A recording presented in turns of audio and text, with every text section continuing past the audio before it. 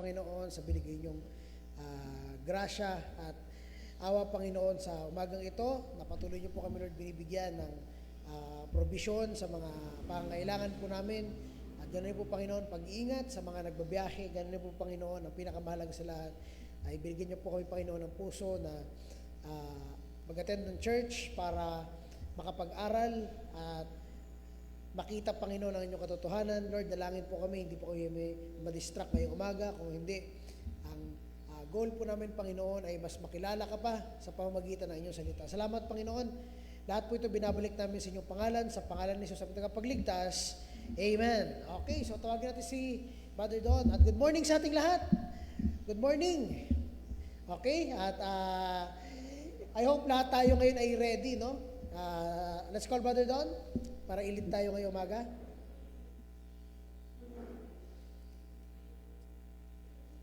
Ayan.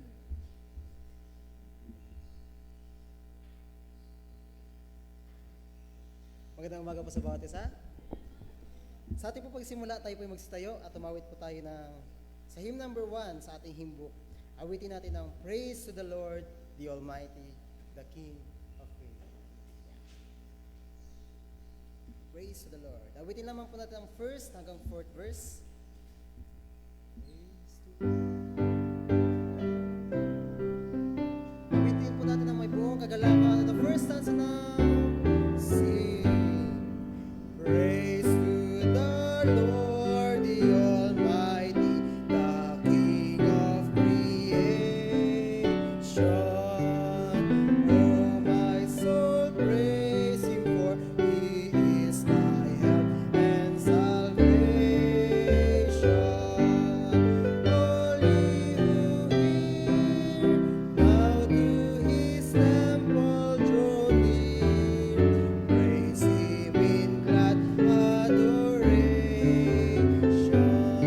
and verse. Praise to the Lord, who o'er all things so wondrously reigneth. Shelters thee under His wings, yes, so gently sustaineth. Hast thou not seen how thy desires here have been granted in what He ordained?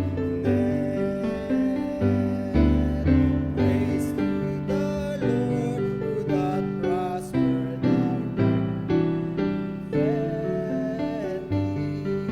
Surely His goodness and mercy daily attend thee. Wonder anew what the Almighty can do, if with His love He befriend thee. Last verse now.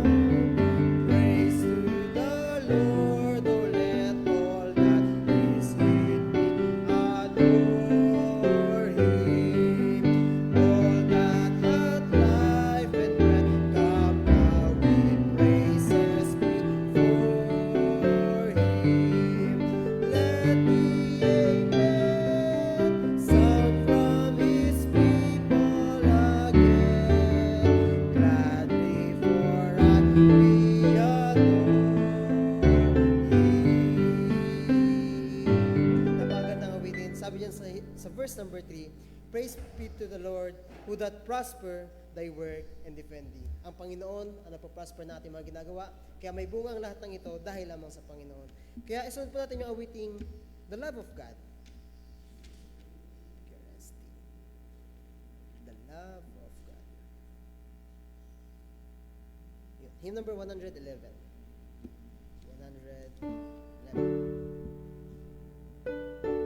Hymn number 111, The Love of God.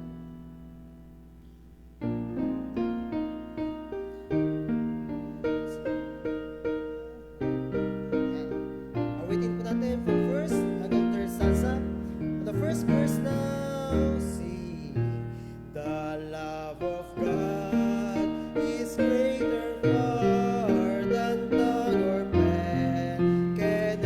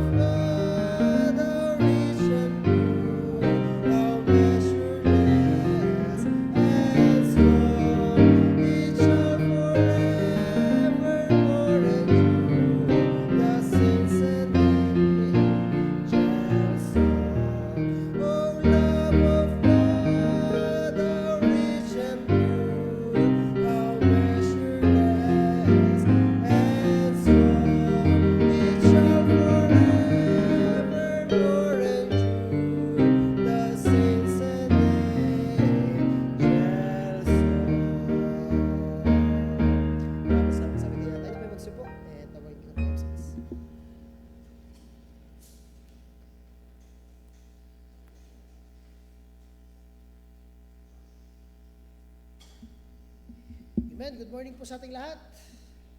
Okay, at syempre tayo ay maghihiwa-hiwalay this morning para sa ating mga klase.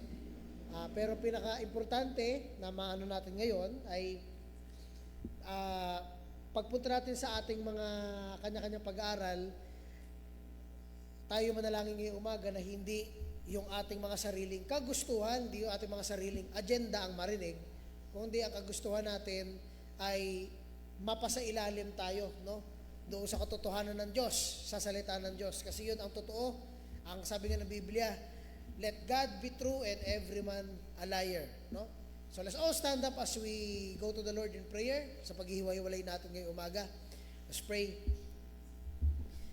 Lord, Heavenly Father, salamat Panginoon sa pagpapala. Salamat Panginoon sa pag-iingat. Salamat Panginoon sa binigay niyong pagkakataon para po kami ay makapagpatuloy sa aming mga pag-aaral, Panginoon. Lord, dalangin po kami, bigyan niyo po ang bawat isa ng tamang motive, purpose at agenda ngayong umaga na ang aming goal ay merong matutunan. Ang aming goal, Panginoon, ay makita kayo sa aming mga pag-aaralan at ang aming Panginoon, goal, Panginoon, ay na kayo po ang maitaas, hindi po, Lord, ang aming kwento, hindi ang aming galing, hindi kung ano man, Panginoon, ang hinanda namin, kundi, Panginoon, makita ang inyong grasya, ang inyong pagmamahal, ang inyong ustisya, ang inyong kabanalan, at wala nang iba. Salamat, Panginoon, binabalik ko po ang lahat ng kapurihan sa inyong pangalan, sa pangalan ni Jesus. Amen. Okay? So, let's divide our classes this morning. And of course, importante ngayong umaga, yung sa ating pag-aaral,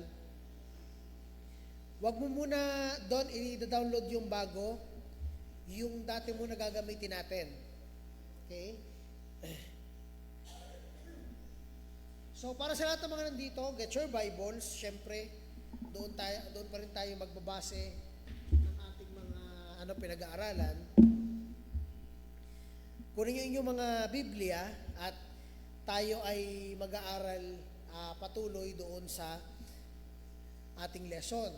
No? So, ang pinag-uusapan natin ay tungkol saan? Tungkol sa? Saan po?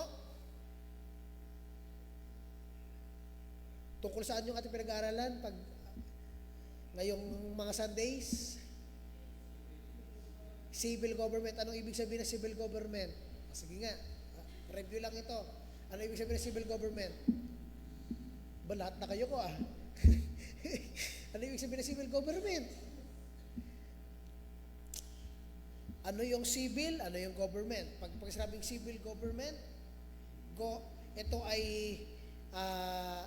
pag sinabing government, govern, no? Government, noun yan. Ibig sabihin, ito ay isang grupo o set ng mga otoridad na patungkol saan itong mga otoridad na ito, tungkol saan?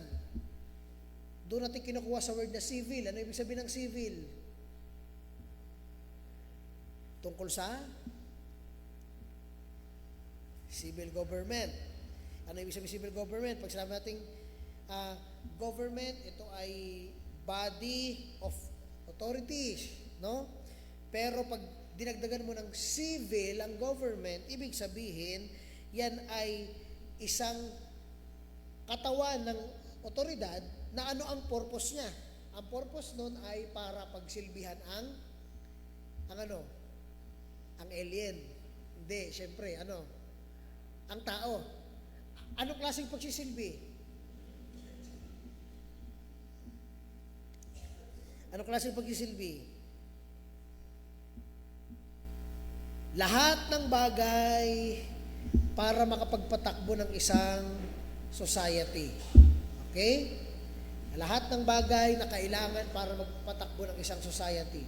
Ibig sabihin, nandyan yung protection, nandyan yung enforcement, nandyan yung batas, nandyan yung education, nandyan yung agriculture, nandyan yung para naman sa mga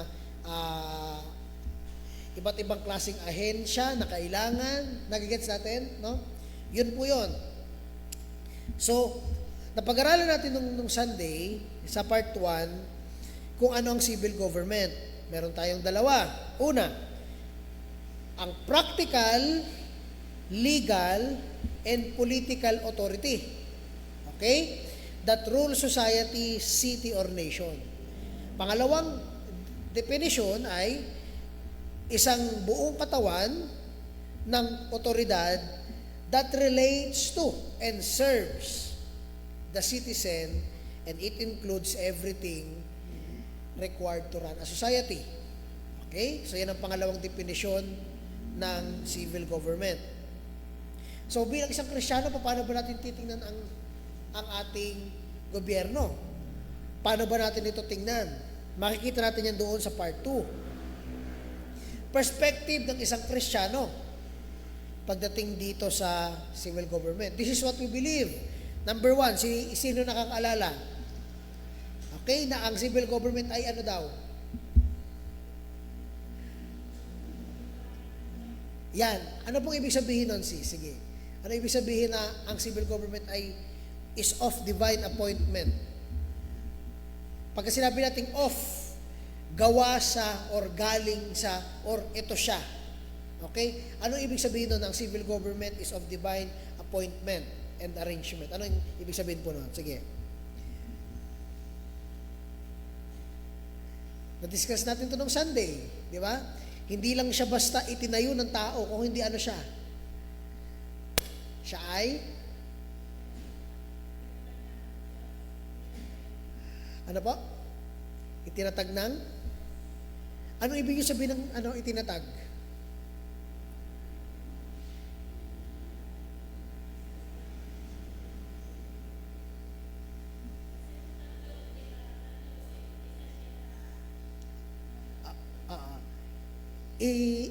Isa siya sa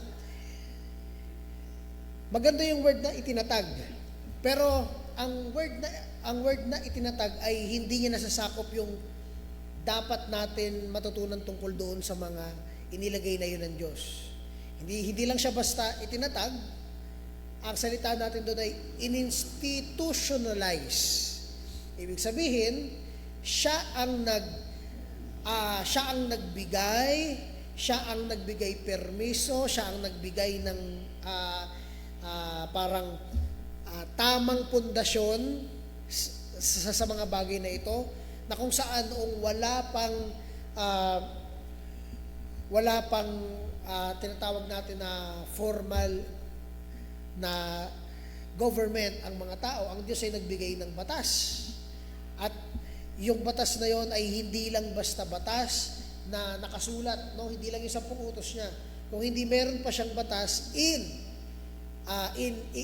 our conscience, na kung saan nandoon ang moralidad, kahit na ang tao ay masama, pero nandoon ang basic common morality sa lahat ng tao. Saan ang galing yun? Innate ba yun? Because everyone is created from the image of God. No? And that's why the basic common morality ay nasa atin. However, ang kasalanan ay totoo rin na kinokorrupt tayo.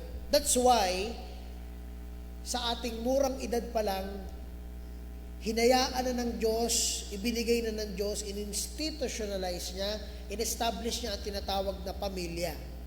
At yung pamilya na yon, lahat ng tao dadaan doon para matuto ng tama at mali. Ngayon, kung ang magulang ay hindi inayos ang kanilang buhay sa Panginoon o ang kanilang buhay, lalaki ang bata na walang maayos na gabay ng magulang. Paglabas ng bata sa kanyang edad, papunta na doon sa tinatawag natin na legal na age, no? Pasok na rin siya sa tinatawag natin na legal age pagdating sa ating gobyerno. At ang gobyerno ay mayroong mga batas tungkol dyan, no? So, ngayon lahat ng yan na in-establish ng Diyos, pati ang simbahan, ay hindi lang basta in-establish, kung hindi siya ang nagpermiso, siya ang naglagay. Kaya ang number 1 natin, last time kung naalala nyo, we believe that the civil government is of divine appointment and arrangement.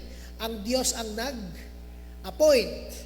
ang Diyos ang nag-arrange para saan? For the best interest and good order of human society.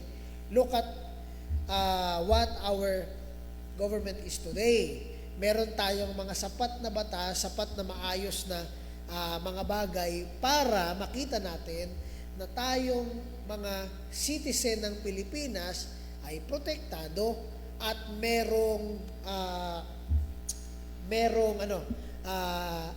mga rights, no? Merong mga boses sa demokrasyang gobyernong ito, no? At yun ang Pilipinas. At sa ibang bansa naman meron naman silang kanya-kanyang mga klase ng gobyerno. Mahalaga itong bagay na to na makita natin kasi dapat itong point na ito ay maging mahalaga sa atin. Una, letter A, kung review lang ito, ang Diyos ay nag-establish ng judicial mandate, no? Ang accountability ng buhay ay nasa tao. Ibinigay niya ang accountabilidad ng buhay doon sa tao. Ibig sabihin, pagdating sa paghuhusga ng hustisya, nasa tao binigay ng Diyos ang kung paano ito mabibigyan ng tamang hustisya, no? At hindi lang 'yon, letter B, nakita natin doon na ang Diyos ang nag-guide sa pagbuo ng orderly system para ma-manage itong mga civil matters na ito. Nakita natin yung advice ng father-in-law ni Moses na kung saan ang sabi niya, kailangan mo nang tutulong sa iyo. Yun ang sabi niya kay Moises, at si Moses naman, na intindihan niya na siya ang representasyon ng tao sa Diyos, pero yung mga maliliit na bagay, yung mga hindi na kailangan ng malaking desisyon, pwede niya nang iiwan yun sa tao, no? Yung nag-away lang tungkol sa pagkain, nag-away lang dahil sa bakuran, pwede na yun ayusin ng mga itatalaga niyang maayos na mga leader. Okay? Pagpunta natin daan sa letter C, nakita natin na ang Diyos ay nagbigay ng mga karakter para doon sa mga i-appoint, sa mga uupo, sa mga ilalagay doon. Ano yung mga bagay na yon? Una, just, o yung tinatawag nating tuwid, righteous, just, matuwid, at namumuno saan daw? Ruling in the fear of God. Namumuno na merong takot sa Diyos. Letter D, ang Diyos rin ay nagbigay ng background doon sa mga taong dapat i-appoint. Dapat daw galing saan? Galing rin dapat sa komunidad, no? Galing dapat sa loob nila. At yung lumalapit sa Diyos. Letter E, nagbigay ang Diyos ng prinsipyo na kung saan ang bawat tao daw ay dapat subject. Nakita niyo yung salitang yon? Paul gives a principle that every person must be subject. Subject to the governing authorities as those authorities exist and have been put in place by God. Okay? Ibig sabihin, kung nakakasunod kayo, diyan sa ating review, si Paul ay nagbigay ng isang prinsipyo na dapat lahat ng tao ay maging subjected. Ibig sabihin, magpasailalim. Ibig sabihin, sumunod. Saan? Sa mga governing authorities. Dahil yung mga authorities na yon ay hindi lang basta yon otoridad, kung hindi, inilagay yun doon ng Diyos. Siya ang naglagay ng upuan na yan para ang mga tao ay mapagsilbihan. At nalaman natin sa verse na yan na ang government ay ang sandata ng Diyos para sa kasamaan. Na, di ba kung naalala nyo? Yan ay sandata ng Diyos para kasamaan at dapat hindi katakutan ng mga mabuti. Dapat ang natatakot daw dyan ay ang masasama.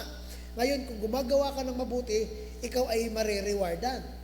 Pero ang mga gumagawa ng masama ay matatakot. At dapat lang silang matakot. Note natin dyan, the government is called God's servant, tasked with preserving good order and executing justice. Submitting to authority is a godly principle. Prinsipyo siya. Hindi lang siya basta, ito yung sabi sa church. Hindi lang siya sabi sa church. Prinsipyo siya ng Biblia.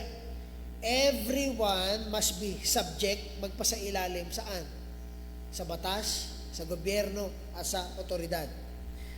Hindi dahil takot tayo sa judgment, kung hindi dahil prinsipyo ito ng Biblia. Ano matutunan natin dun sa number 1? As Christians and members of this church, we honor God by ano daw? We honor God by submitting. Tayo ay sumusunod sa Diyos, in-honor natin ang Diyos pag tayo ay nagpapasubmit sa authority established ng Diyos at render what's due, yung ating taxes, yung respect, patriotism, and honor. Dapat pa tayo maging loyal sa ating bansa? Yes, kasi ibinigay yan ng Diyos para maging sa atin, tulong sa atin, no? Ngayon, yung number 2, tungkol na ito saan? Tungkol na saan ito? Kung yung una, we believe that the civil government, is appointed, divinely appointed and established, for the best interest and good order of human society. Yung number 2 ay tungkol naman saan? Ano yung pangalawang pinapaniwalaan natin? We believe that tungkol na saan yun? Na dapat daw anong ginagawa ng isang Kristyano? Dapat daw na number 2, dapat daw ay ipag-pray natin ang mga magistrates. Para hindi kayo mahirapan, pag sinabi nating magistrates, ibig sabihin yan ay civil officer. Yung mga nakaupo, hindi lang yung mga leader diyan, hindi lang yung governor, hindi lang yung ipag-pray natin pati yung mga civil officer. Lahat ng mga kawani at kumikilo sa loob ng isang gobyerno, ipanalangin natin. Mahalaga yan na makita natin itong bagay na ito. Dapat ipanalangin natin ang ating mga civil officers. Bakit, Brother David? Yung prayer nga para sa sarili ko, ang haba na. Dadagdagan ko pa. Idadagdag ko pa yung mga nakaupo sa gobyerno, yung mga civil officer. Yun po ay prinsipyo ng Biblia. Kung naalala nyo doon sa 1 Timothy chapter 2, verse 1 to 3, sabi doon, una sa lahat ay isinasamo ko na gawin ang mga paghiling, mga panalangin, mga pamamagitan, at mga pagpapasalamat patungkol sa lahat ng mga tao. Patungkol sa mga hari, mga nakaupo, at sa lahat ng nasa mataas na katungkulan, anong sabi? Upang tayo'y mabuhay ng tahimik. Ibig sabihin, pag tayo pinapanalangin natin yung mga nakaupo, yung mga nandiyan sa ating mga otoridad, tayo ay nananalangin para mamuhay ng maayos, no? Prinsipyo ng Biblia. Sabi sa number 3, ito'y mabuti at kaaya-aya sa verse 3, ito'y mabuti at kaaya-aya sa paningin ng Diyos na ating tagapagligtas. Ano yung natutunan natin dito? As Christians and members of this church, we must pray for everyone, even government leaders and authorities, so that, tingnan nyo to, so that God grants us a peaceful life through it. Ito ang nakakatakot. Reklamo tayo ng reklamo, bakit ganito na ang nangyayari sa gobyerno, ganito na ang nangyayari sa Pilipinas? Ang tanong, nagpe-pray ka ba para sa ating bansa? Nagpe-pray ba kayo? Baka sige nating reklamo, hindi naman pala pinapanalangin. Di ba? Sige nyo sabi, ano ba yan? Bakit ganito na? Nananalangin ka ba? No? Pinapanalangin mo ba? Yung mga leader. Kung hindi, Bakit ka nagrereklamo? Hindi ka naman nagiging parte ng pagpapanalangin sa ating gobyerno at sa ating bansa. Di ba? Ngayon, kung hindi nyo pa yung nagagawa, then magsimula na tayo. Pwede tayo mag-start doon. Ipanalangin natin ang ating mga nakaupo at ang ating gobyerno. Number 3, eto na. Eto na ang lesson natin ngayon. Meron na lang tayong 3 points sa article number 18 sa civil government. 3 points na ito, mahalaga na makita natin that the most important part sa pag-aaral natin, maliban sa bigyan ng picture na dapat we honor, we give respect sa ating government, meron rin tayong warning dyan. May exception. May exception. Magbibigay ka ng honor tapos may exception. Mamaya makikita ninyo. Let's start with number 3. Ano yung pangatlong pinapaniwalaan natin? The Christian perspective when it comes to the civil government. Kung meron kayong panulat, mahalaga to, isulat ninyo. Number 3, we believe that leaders and authorities must be conscientiously honored and obeyed. Conscientiously honored and obeyed. Naisulat nyo na? Okay? Kasi bibigyan ko ng definisyon ang mga nakasulat dyan.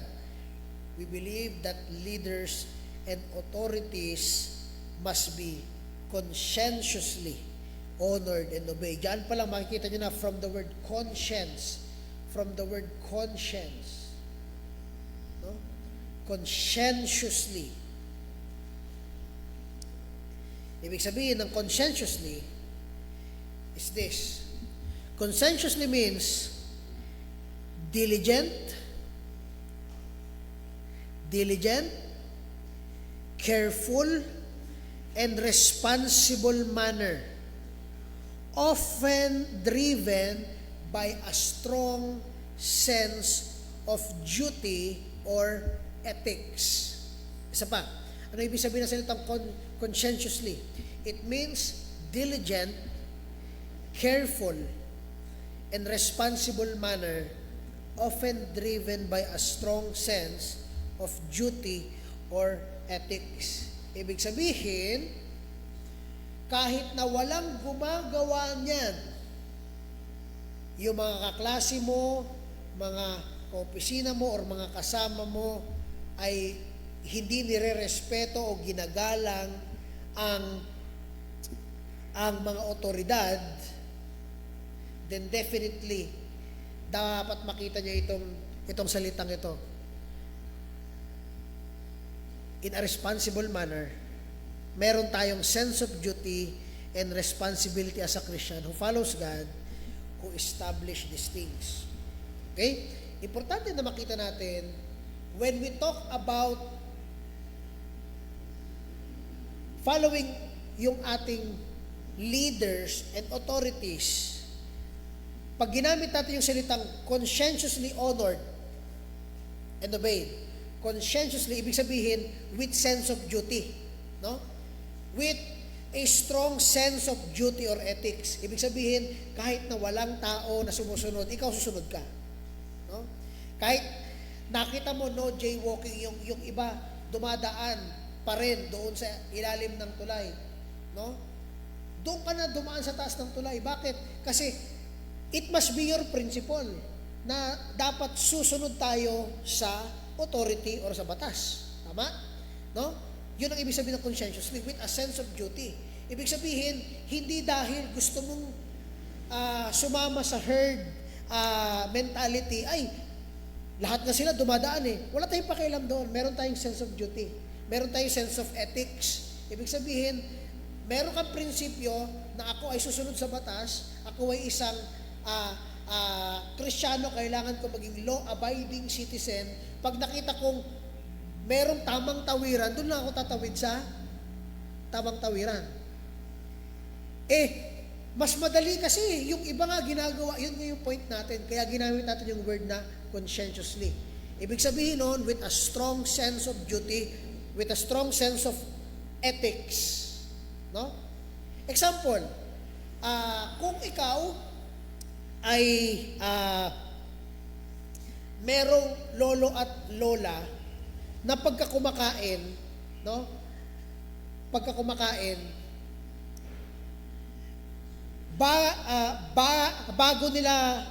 bago sila kumuha ng kanin, ang ginagawa nila ay naglalagay muna sila ng dahon sa taas para yun ay mawala parang nagiging tradisyon nila o kultura nila doon sa kanilang tahanan. Kung ikaw ay bumisita doon, no? At kakain na, at alam mong merong ganon, susunod ka ba doon sa kultura nila? Or mangunguna ka na kasi hindi mo naman yung kultura? No? Sa bagay na yun, ang bilis lang hindi ko naman yung ginagawa Di ba? Yun ang point natin. Meron tayong sariling kagustuhan, meron tayong sariling kaisipan na kung anong mas madali, kung anong mas kung tatawagin natin merong is para sa atin na gawin yung mga bagay na yon, gagawin natin for our benefit, di ba? However, when we talk about the law, when we talk about authorities, hindi pa natin dito pinag-uusapan na tayo ay pwedeng mahuli at lumabag sa batas. Hindi yun ang pinag-uusapan natin kasi by default, mangyayari talaga yon. Pero ang pinag-uusapan natin dito, yung ating isip, yung ating puso pagdating sa mga bagay na to. Minsan dahil sa sobrang nakasanayan na natin, hindi nyo na minsan napapansin na tayo ay lumalabag na ng konti sa mga bagay na ito at hindi nyo na binibigyan ng importansya yung tinatawag na yung word na conscientiously. Bilang isang Kristiyano, kailangan meron tayong sense of duty or a strong sense of ethics sa lahat ng bagay.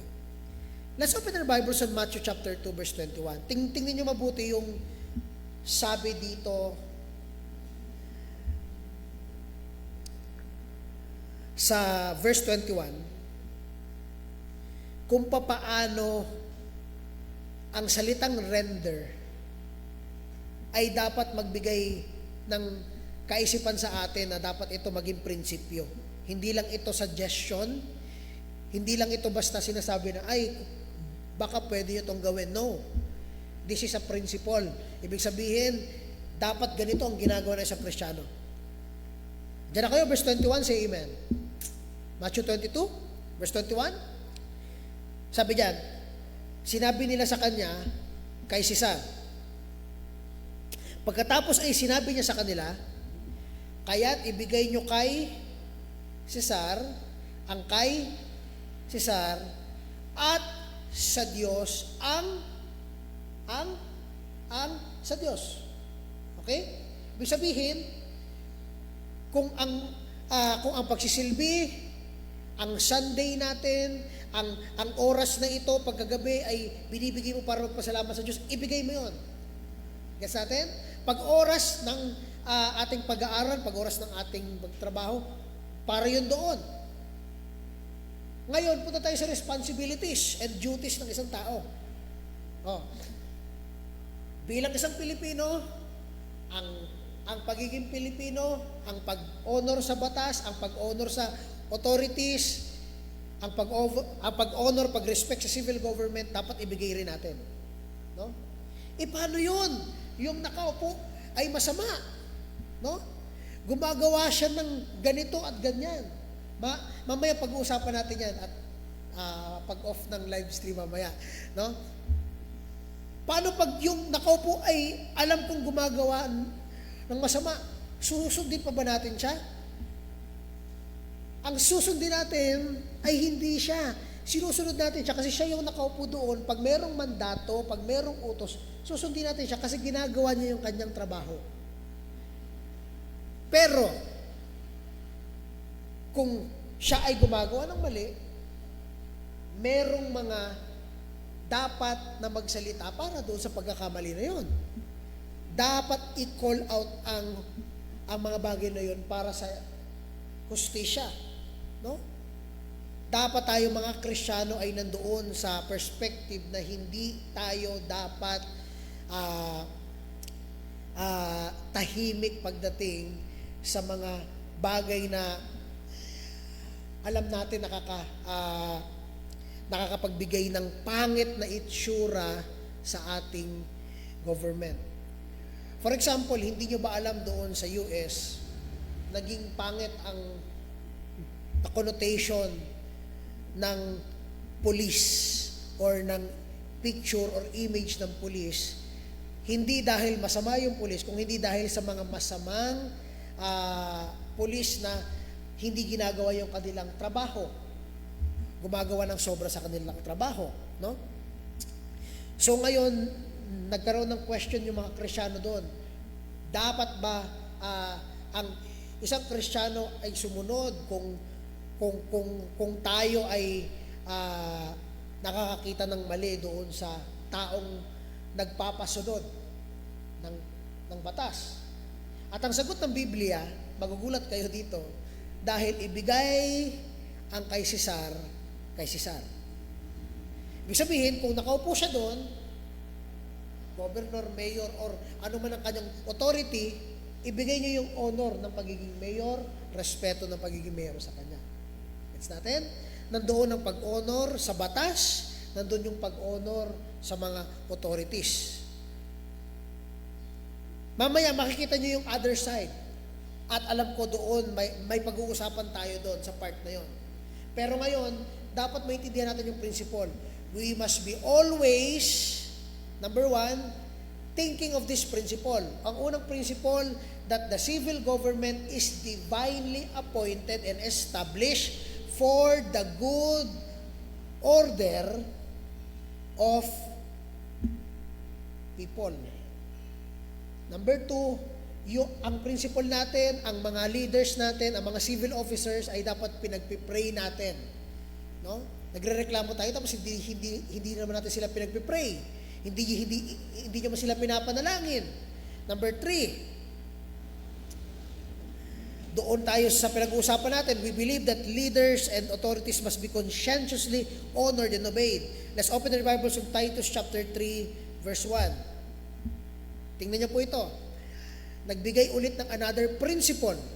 But this is the same principle as doon sa mga una nating ibinigay. Parehas lang po ito. Look at this. Titus chapter 3 verse 1. Diyan na kayo sa amen. Sulat ito ni Paul kay Titus, ito rin ay isang batang leader sa panahon nila sa church. Look at this. Ipaalala mo sa kanila na, ano daw? Pasakop sa mga pinuno at sa may kapangyarihan, maging masunurin, maging handa sa bawat mabuting gawa. Okay? Nagets natin ito? Okay? Ibig sabihin, magpasailalim tayo sa mga pinuno at sa may kapangyarihan, maging masunurin, maging handa sa bawat mabuting gawa. Lahat dito pasok sa magulang mo, sa teacher mo, sa government, no? At bakit? Dahil meron nga tayong principle, ulitin ko sa inyo.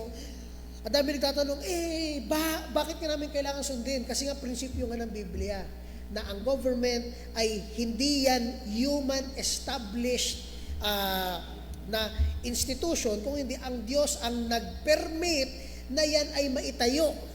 Ang mga upuan dyan ay hinayaan ng Diyos na maitayo. Lahat ng yan, ng mga ahensya na yan, kumikater sa pangangailangan ng tao at kailangan ng tao. No? Agriculture, yung mga daanan, pagdating sa energy, lahat ng yan. No?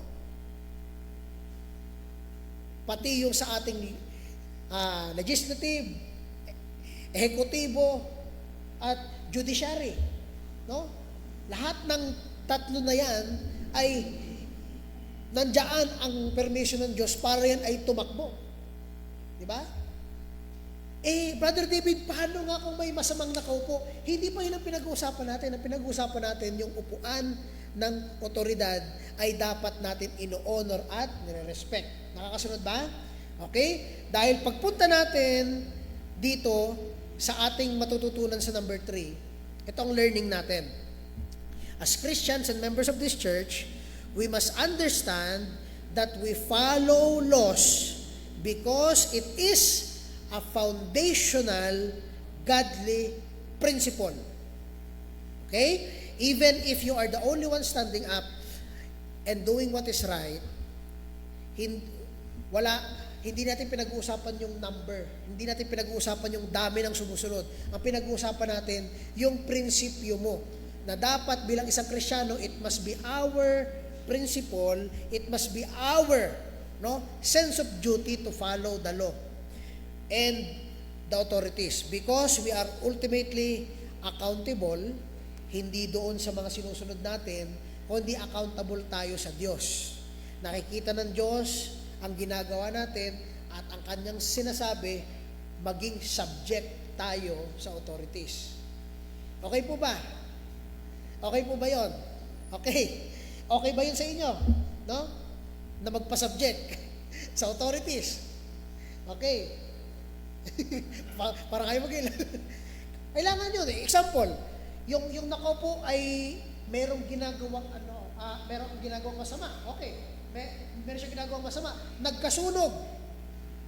Sino ang magsasabi ng order or instruction para sa mga ahensya na kailangan tumulong sa sunog na nangyayari? Siyempre siya. Siya yung magbibigay ng order. Yung mga fireman, go.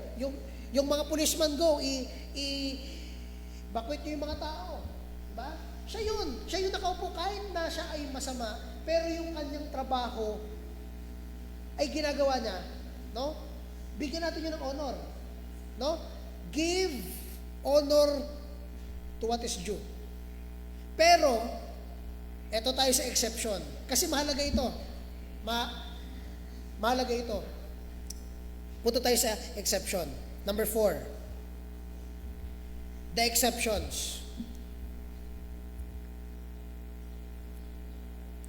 Number 4, we believe, ito yung pang-apat na principle. We believe we must be subject to authorities except in matters opposed to the will of our Lord Jesus Christ. Anong ina-advocate ng Panginoon sa Kristo? Makikita natin yun sa Bible, no? Makikita natin yun sa Ten Commandments. Yung para sa Diyos, yung para sa tao, no? For our neighbor, love God with all our heart, soul, and mind. Love your neighbor as you love yourself. At yung 5 na yon are broken down into 5 na we should not steal, we should not kill, we should not covet, na hindi naman sa atin, hindi dapat natin yung kukunin, no? Now, bigyan ko kayo ng biblical examples. Buksan natin sa Daniel chapter 3 verse 15 to 18. Ito yung isang example na si Shadrach, Meshach at Abednego. Ito yung mga batang kinuha, no? Dahil para i-training doon sa Babylon. At ngayon, ito yung nangyari. Diyan na kayo, Daniel chapter 3 verse 15 to 18. Kung nandiyan na kayo, say amen. Diyan na? Verse 15, sa side na to, nandiyan na kayo? Okay, verse 15, sa side na to, nandiyan na po kayo, Daniel chapter 3. Okay, babasahin natin. Mabuti kung kayo'y handa ngayon na magpatira pa at sumamba sa rebultong ginawa ko sa sandaling inyong marinig. Pag narinig daw nila, yung mga tambuli, plauta, alpa, sambuko, salterio, tambol, at ng mga iba pang mga panugtog. Pag narinig daw nila yon, dapat magpatira pa na sila sa rebulto. Ngunit, kapag kayo'y hindi sasamba, kayo'y kaagad na iahagi sa gitna ng hurno na nagniningas na apoy, at sinong Diyos ang magliligtas sa inyo sa aming mga kamay? Okay? Tandaan nyo ito. Ito ay isang parang memorandum ng hari na Nebuchadnezzar nung panahon nila Shadrach, Meshach at Abednego. Ito yung sagot ng tatlo. Sina Shadrach, Meshach at Abednego ay sumagot sa hari. Sabi nila, "O Nebuchadnezzar, hindi namin kailangang sagutin ka sa bagay na ito." Nakita niyo yun? Ibig sabihin, hindi na kailangan pa i-explain. Hindi na kailangan pang i-elaborate. Hindi na kailangan pang sagutin pa. Na-negotiable na ito sa amin.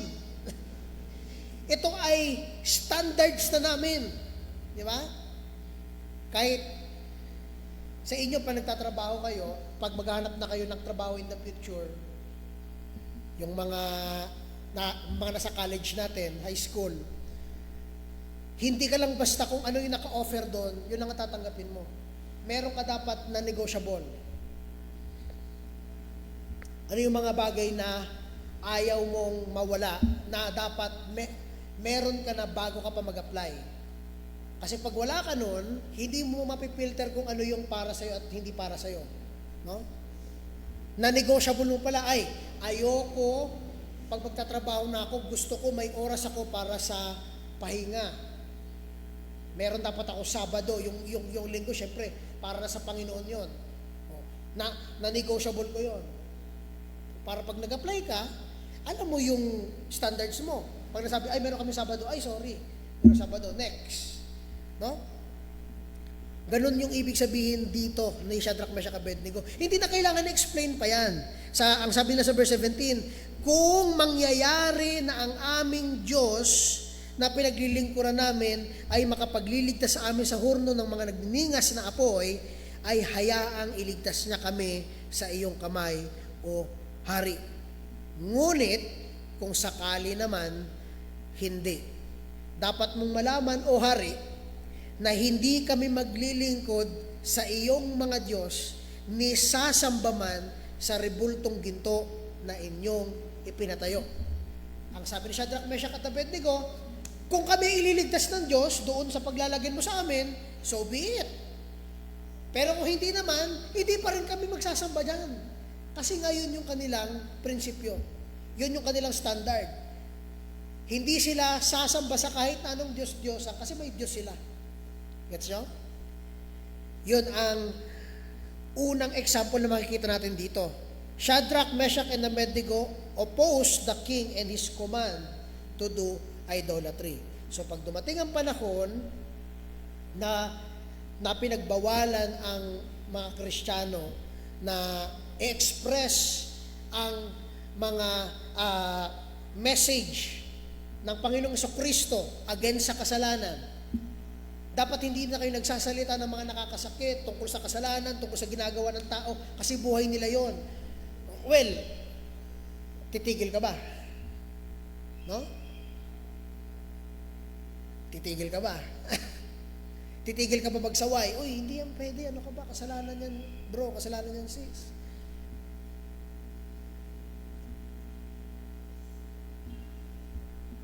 Importante na makita natin ang prinsipyong ito. Follow the authorities, honor the authorities, except if it goes against, if it opposed the will of our Lord Jesus Christ. Letter B. Matthew chapter 10 verse 28. Ito yung paalala ni Christ. Sabi niya dito sa verse 28, at huwag niyong katakutan ang mga pumapatay ng katawan, ngunit hindi nakakapatay ng kaluluwa. Kundi katakutan niyo siyang makakapuksa ng kaluluwa at ng katawan sa impyerno. Okay? Ano ang pinapakita ng verse na ito? Binibigyan tayo ng priority. when dealing with things, when deciding on things, mas matakot ka doon sa maglalagay sa iyong kaluluwa sa impyerno. One good example of this is yung coercion sa office. Example, ikaw ay nasa opisina at yung mga kasama mo sa opisina nagdesisyon na gumawa ng katiwalian. Yung mga bond paper iuwi natin, walang makakaalam. Iuwi natin yung mga bond paper. No? Basta silang kayo. Ikaw, wag mong itong ipagkalat ha. Ngayon, alam mo yun nangyari, anong gagawin mo? Di ba? Anong gagawin mo? Susunod ka ba doon sa may authority na gumawa ng katiwalian na yon? Yun yung sinasabi ng verse. Maging prinsipyo ito sa atin. Mas matakot ka. Huwag ka matakot doon sa pwedeng magtanggal sa'yo. Huwag ka matakot doon sa pwedeng kang parusahan. Mas matakot ka sa pwedeng maglagay sa kaluluwa mo sa impyerno. In every decision, make this your priority. Mas matakot ka sa Diyos na banal, hustisya at tuwid kaysa sa tao na i-coerce kang gumawa ng masama. Pwede ka matanggal, yes. And so, di ba? Nasaan ang ating strong sense of duty and ethics? Di ba? Kaya sa school, hanggang saan ka tatayo sa katuwiran at sa kaayusan? Di ba? Yun ang question lagi sa atin. Kaya natin ito pinag-uusapan. Follow the authorities except. Ibig sabihin, mas priority ang Diyos kaysa dito. Pag ito ay lumabag sa kagustuhan ng Diyos, then dapat ka magsalita. Kaya merong mga tao at Kristiyano na pag nakakita ng maling kilos at kasalanan sa upuan na ito, nagsasalita sila. No? At dapat lang ma-call out ang mga kamalian na yon. Letter C.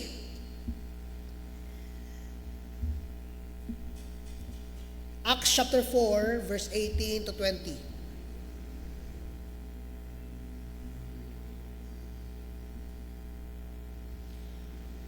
Acts chapter 4, verse 18 to 20. Diyan na kayo sa amen.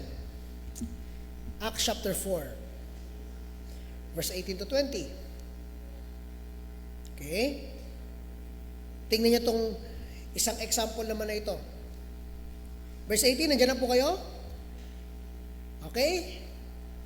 Verse 18, okay, babasahin natin. Kaya't sila'y ipinatawag nila at inutusan na sa anumang paraan ay huwag na silang magsalita ni magturo sa pangalan ni Jesus. Ngunit sumagot sa kanila si Pedro at si Juan, kung matuwid sa paningin ng Diyos ang na makinig muna sa inyo sa halip na sa Diyos, kayo ang humatol. No? Husgahan niyo yung sarili niyong utos. Susundin ba namin kayo kaysa sa Diyos? Yun yung sabi ni Peter at ni John. Verse 20, sapagkat hindi maaaring hindi namin sabihin ang aming nakita at narinig. No? Letter C, Peter and John challenged the narrative of those who want them to stop. Judge for yourself if we should listen to you rather than God. Okay? Saan ulit ang exception? If it goes against the will of Christ, doon ang exception ng ating pagsunod. Okay? Nakakasunod ba? So ang priority, we are Christians first, Filipino second. Okay? Filipino second. Dapat ang Diyos ang nasa taas, ang Diyos ang ating sinusunod on ethics, morality, and our justice, and holiness, and love. Secondary ang pagiging Pilipino natin as a loyal and law-abiding citizen. Okay, that's secondary.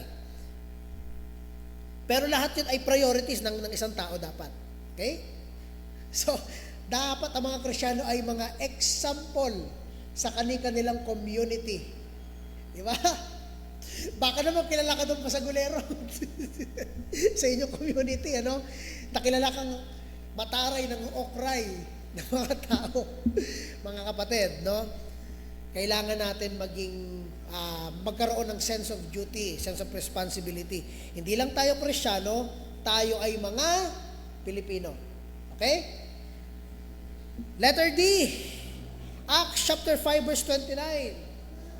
Ito yung panahon na nag-preach si Peter at yung mga apostles. Pero pinigilan sila ng mga Jewish council nung panahon na yon, or parang government na rin yon. Yung Jewish council ngayon, pinahuli sila, pinakulong sila, pero ang Diyos ay tinulungan silang makalabas doon. No? Tinulungan silang makalabas ng Diyos doon. At nag-preach ulit sila doon sa synagogues. No? Look at verse 29, Acts 5:29. Sabi dito, ngunit sumagot si Pedro nung hinuli na sila, hinarap na ulit sila sa council. Sabi namin, tigilan nyo na yung pagtuturo-turo nyo tungkol kay Kristo at sa kaligtasan. Parang pinapalabas nyo na kami ang pumatay kay Kristo. No? Ito yung sagot ni Peter at ng mga apostol. Verse 29, kailangang sa Diyos kami sumunod, sa halip na sa mga tao. See that? So sa letter D, the apostles followed the Lord even and preached Christ even when told to stop, were imprisoned and faced the wrath of the Jewish council. Imagine, yun ang hinaharap ng mga apostol ng panahon. Tayo ngayon, malaya tayong ipakilala ang Panginoong Jesucristo, yung advocacy niya about loving the Lord and loving your neighbor. Malaya tayong ipakilala yung kanyang kaligtasan, pero ang pagkakaiba, tayo pa ngayon yung hindi makapagbahagi nitong mga bagay na to. At hindi tayo namumuhay as an example sa ating community kung paano ba dapat. No? Ano matutunan natin dito sa number 4? As Christians and members of this church, pakilabas yan doon. Okay? Next. As Christians and members of this church, we are Christians first, Filipino second. We submit to authorities because God established them to be His servants. It's a godly principle, but another principle is that if it goes against, it goes against its creator, then we follow God rather than man. Okay? Dalawang principle, hindi sila nagkokontrahan, hindi sila but, they are and. Ibig sabihin, true and not negative or negating yung una. No, it's true and true. Ibig sabihin, we follow the authorities and God first, then yung ating mga authorities. Okay, we follow God rather than men. Nakuha ba yung ating fourth point? Okay? Ito yung exception. Pero tandaan natin, if it only goes against the will of God. Okay? Si Shadrach, Meshach, and Abednego, no? Nung inutos ng hari na, ito, dapat hindi. Dapat, pag narinig nyo na yung tunog, magpapatira pa kayo. Sabi nila, hindi na kailangan yan, hindi nyo na kami kailangan tanungin pa dyan. No? Alam nyo na dapat yon. Ngayon, kung iligtas kami ng Diyos, di glory to God. Kung hindi kami iligtas, okay lang. Hindi pa rin kami luluhod dyan sa Diyos-Diyosan na yan. Kasi kami ay naniniwala na meron lang iisang Diyos. So, punta tayo sa pinakahuli, number 5. Bakit kailangan ng exception na to? Bakit meron dapat ganitong exception? And this is the answer. Bakit kailangan ng Diyos muna bago ang mga authorities na to? Because ang nagbabayin sa ating conscience ay ang Diyos. Christ is the only Lord of men's conscience and the Prince of the kings of earth. Paano ba natin ito i-explain? Ganito, bigyan ko kayo ng example. Ang batas, kaya ka nitong pigilan sa mga limitadong bagay lamang. No? Kaya ka niyang pigilan pumatay, kaya ka niyang pigilan gumawa o mag-isip ng masama sa kapwa. Pero, hindi pa rin natatanggal yung bagay na yun. Gets natin? Kung ikaw ay talagang kinultura sa isang violenteng environment, lumaki ka sa isang violenteng pamilya o environment, nandoon sa iyo yung urge na pag ikaw ay nagalit, gusto mong magbigay ng isa. No? Gusto mong ilabas yung pent up anger mo sa isang tao. Anong nakakapigil sa iyo? Na pwede kang hulihin ng batas. Napipigilan ka, pero nandoon pa rin yung kaisipan na yun. Gusto kong manuntok. Diba? Gusto kong pumatay. Diba? Ang nakakapigil lang yung batas. Ayun nga yung reason kung bakit ito, for ano lang, a sensitive example, yung nangyari doon sa shooting sa Tacloban. Ang naging lakas ng loob nitong mga batang ito kasi hindi sila kayang malitis ng batas because they are minors. Ba? Doon sa conversation nila, malinaw na they have the thinking na ay hindi naman tayo maano ng batas. Ibig sabihin, tanggalin mo yung batas. Walang pipigil sa tao na gumawa ng masama. And that's the point. Yun lang ang limitasyon ng batas. And that's why bilang isang Kristiyano, kailangan nyo itong bigyan ng maayos na perspective. Na hindi tayo sumusunod sa batas kasi takot tayong maparusahan ng batas. Sumusunod tayo sa batas dahil mas takot tayo sa Diyos. Na accountable tayo ang buhay natin doon sa Kanya. Hindi man tayo nakikita ng tao, pero nakikita ng Diyos ang nasa isip natin. Alam niya na meron kang gustong gawin na kasalanan, meron kang gustong gawin na pwedeng makasakit ng tao, kahit hindi mo siya ginagawa, nakikita yun ng Diyos. Kaya nga ang point number 5 natin, because Christ is the only Lord of men's conscience. Psalms 72 verse 11. Tandaan natin, He is higher than any authority, so we submit.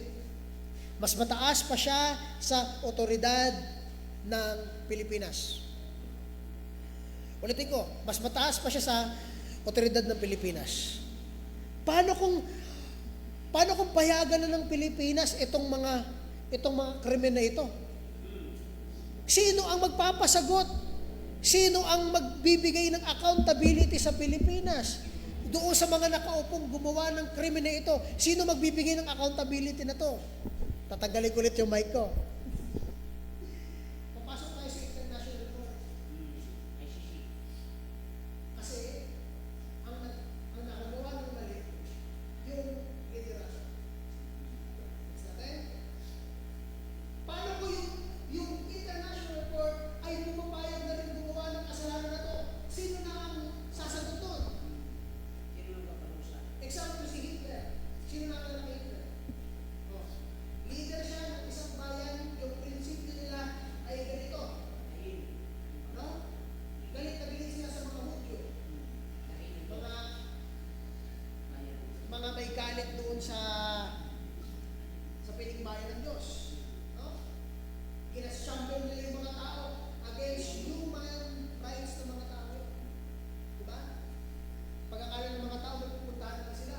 Pagpasok nila doon sa chamber, binuksan yung patay lahat ng ito sa ito. Walang pinira. Ganun kasama. Ganun kabaliktad ang bituka nun. No? Sino magbibigay ng accountability doon? Nung panahon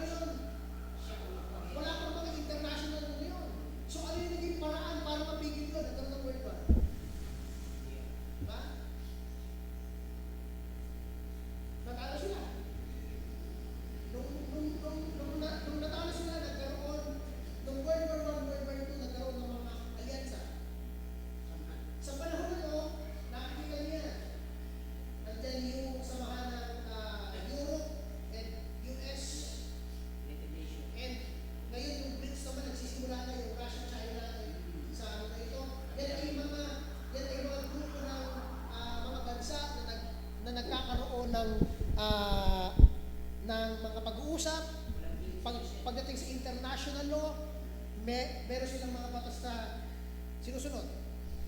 No?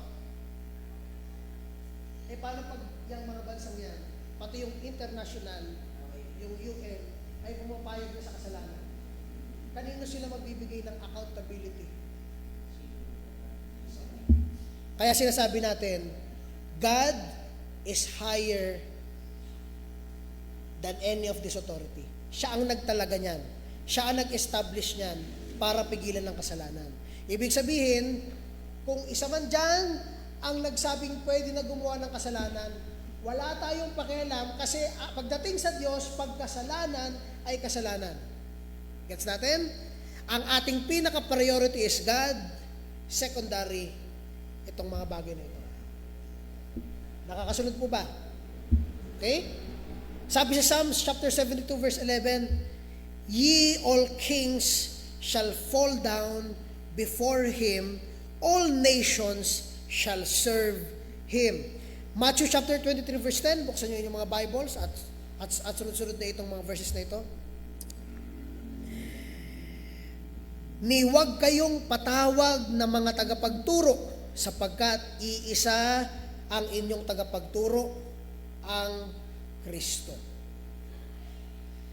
Romans chapter 14 verse 4. Romans chapter 14 verse 4. Ano sabi dito? Sino kang humahatol sa alipin ng iba? Sa kanyang sariling Panginoon, siya ay tatayo o mabubuwan. Subalit siya'y patatayuin sapagkat magagawa ng Panginoon na siya'y tumayo. Romans chapter 14 verse 9 to 13. Sabi sa verse 9, kung susundan niyo sa inyong mga Bibles, sapagkat dahil dito si Kristo ay namatay at muling nabuhay upang siya'y maging Panginoon ng mga patay at gayon din ng mga buhay. At ikaw, bakit mo hinahatulan ang iyong kapatid? O ikaw naman, ba't hinahamak mo ang iyong kapatid? Sapagkat tayong lahat ay tatayo sa harap ng hukuman ng Diyos, sapagkat nasusulat, kung paanong buhay ako, sabi ng Panginoon, ang bawat tuhod ay luluhod sa akin at ang bawat dila ay magpupuri sa Diyos. Kaya't ang bawat isa sa atin ay magbibigay sulit sa Diyos ng kanyang sarili. Huwag na tayong humatol pa sa isa't isa, kundi ipasya na huwag maglagay ng batong katitisuran o ng balakid sa daan ng kanyang kapatid. Lahat tayo ay accountable sa Diyos. So, ibig sabihin, tulad ni Nebuchadnezzar nag-utos, pag narinig nyo na itong mga tunog na ito, lumuhod na kayo sa rebulto. Accountable si Shadrach, Meshach, Abednego sa Diyos. Alam nila yon. Kaya ang sabi nila doon sa hari, hindi mo na kailangan pang tanungin kami. Kung ilalagay mo kami dyan sa hurno, kung iligtas kami ng Diyos, pasalamat sa Diyos. Kung hindi kami iligtas, hindi pa rin kami luluhod dyan sa Diyos-Diyosan mo. No? Nagets natin?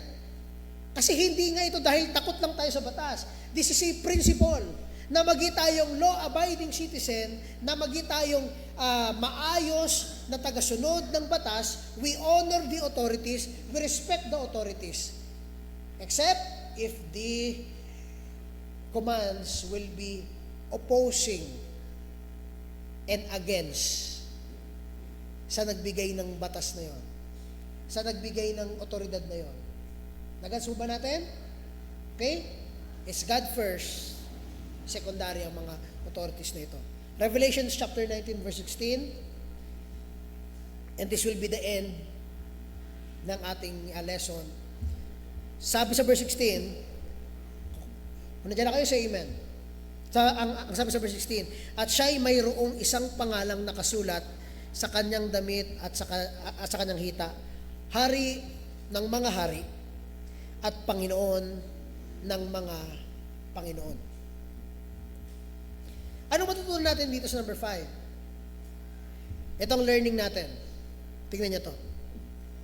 As Christians and members of this church, we do believe that our conscience is bound in Christ.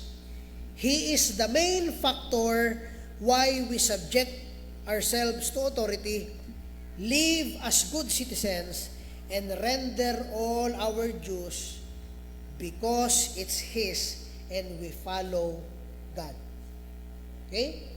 Ang reason kung bakit tayo nagpapasubject sa authority, kung bakit tayo namumuhay bilang good citizen, kung bakit binibigay natin ang dapat natin ibigay doon, yung taxes natin, yung ating pagpaparticipate as a community sa ating komunidad, dahil ang otoridad na ito, ang gobyerno ay sa Diyos, siya ang naglagay niyan, at dahil sinusunod natin ang Diyos.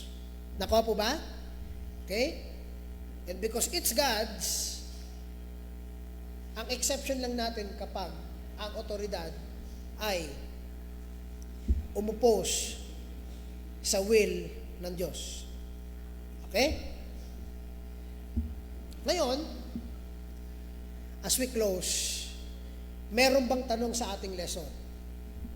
Okay? Meron bang question? Tanong. Yung first 5 points natin, no?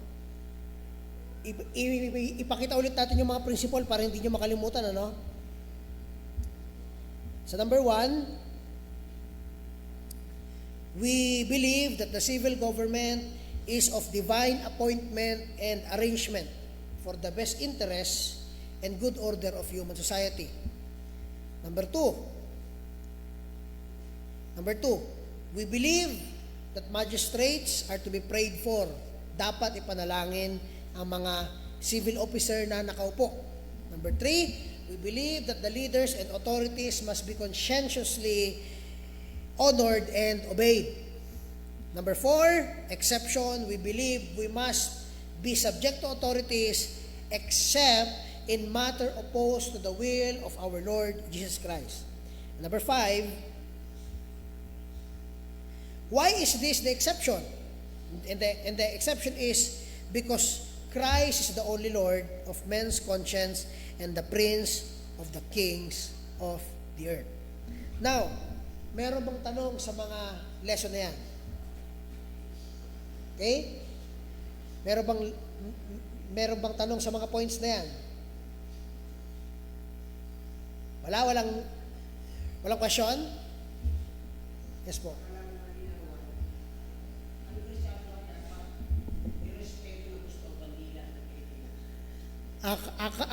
Kasama na po yun, Pastor, doon sa pag-honor and respect. Kaya by default na po siya, hindi na siya kailangan bigyan pa ng perspective po na ang bandila ba ay dapat i-respect. By default po, dapat talaga i-respect ang ating dahil ang ating flag ay ano po. Okay? Dahil ang ating flag, yung ating identity, it is a part of our nation, kaya kailangan natin i-honor and i-respect yun. Yes po.